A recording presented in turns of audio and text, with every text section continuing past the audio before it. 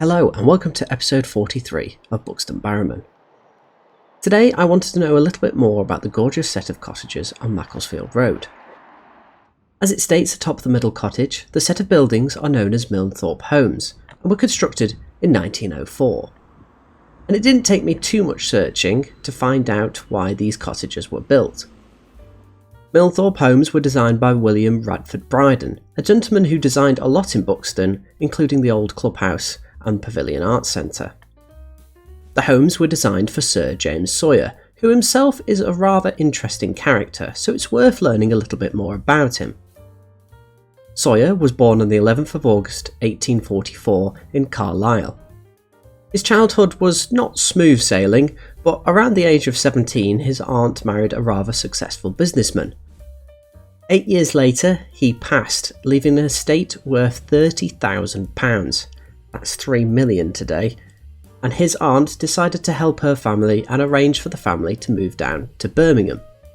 It was once in Birmingham that James was enrolled into Queen's College as a student of medicine, despite not knowing Latin or Greek, and this is mainly due to the late businessman who was a generous supporter of the Queen's Hospital.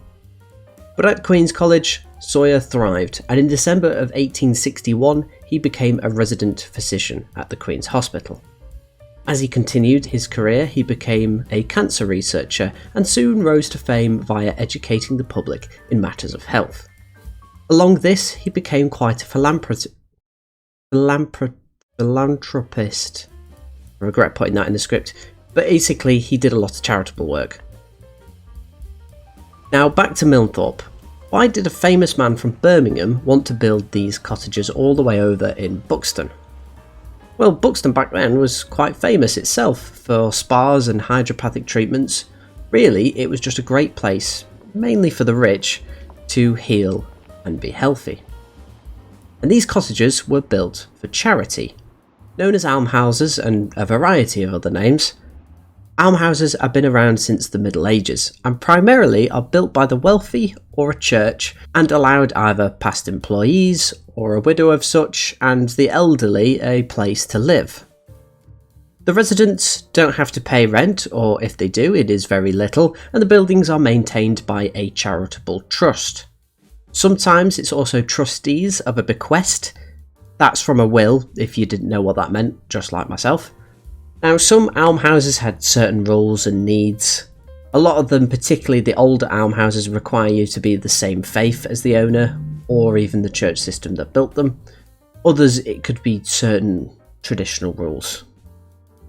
The name, by the way, comes from the word alm, which is lost today, but it means charitable donation of pretty much everything to those living in poverty.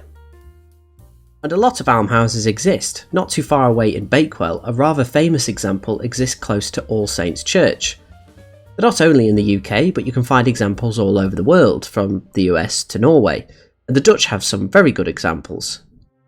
In fact, some of their almshouses still operate the same way, with a notable one still not allowing the now elderly women to bring men back to their own places. Now, the Dutch call almshouses hofjes, and I visited one myself in Amsterdam before, this being Begijnhof, which is centred around an English Reformed church. So Milnthorp was built for Sir James Sawyer as a charity to allow those less fortunate a cheap home around the healing waters of Buxton. And thankfully our almshouses in Buxton are Grade 2 listed and thus protected. But I'm not sure how the ownership works today with Milnthorp. If you know, I'd love to hear it in the comments below, as well as any stories that you have that might be related to almshouses. Hello, you made it to the end of the video. Of course, it is a Buxton Barrow Man video, so we have one full wheelbarrow of rubbish that I've cleaned off the streets. But I hope you've enjoyed this episode. Enjoy the rest of your week, whatever you get up to, and until next time, ta-ra!